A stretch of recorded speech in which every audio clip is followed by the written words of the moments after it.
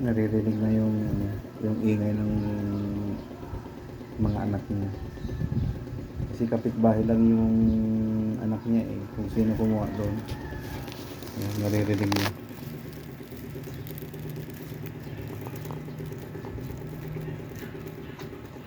Naririnig niya yung tahol ng mga anak niya. So ang pagitan lang guys, ang nakakuha sa bahay is isa, dalawa, tatlo. Tatlong bahay lang yung ano pagitan namin guys. Nang kumuha daw, tag-iisa silang tuta. So kapitbahay lang. Kung naririnig ni Shiba yung iyak ng anak niya.